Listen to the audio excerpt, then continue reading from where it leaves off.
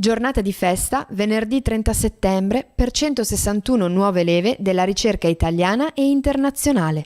La cerimonia si è svolta nell'aula magna del Polo Zanotto. A seguire, per la prima volta, l'evento si è poi spostato nel cuore della città per il tradizionale lancio del tocco. Nell'occasione abbiamo intervistato il rettore Nicola Sartor. Il primo messaggio è una felicitazioni vivissime per il titolo conseguito in un percorso che è sicuramente impegnativo e faticoso, e quindi le felicitazioni.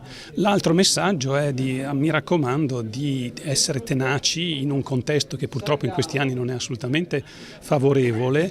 In particolare nel nostro paese la sensibilità nei confronti della ricerca non è alta, però allo stesso tempo c'è un enorme bisogno affinché chi ha esperienza e metodo di ricerca possa trovare occupazione non solo in università ma anche nel tessuto imprenditoriale. Noi confermiamo l'intendimento di rafforzare tutte le relazioni internazionali, incluse anche quelle relative ai corsi di dottorato. Con l'istituzione delle scuole si è riuscito anche a attivare degli incontri e seminari invitando ospiti stranieri. Abbiamo in un caso anche il diploma congiunto con l'università tedesca, andiamo avanti su questa strada. Ospite dell'evento, inserito nel programma veronese di Veneto Night, Telmo Pievani dell'Università di Padova.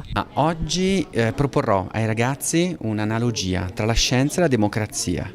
Sono due grandi imprese sociali, due grandi invenzioni umane, una più recente dell'altra, piene di debolezze ma anche di bellezza, di differenze e di analogie. Lavorerò un po' su questo con i ragazzi, spiegando loro che hanno una grande responsabilità ma che faranno, spero, un lavoro bellissimo, il più bello di tutti, che è quello della ricerca scientifica.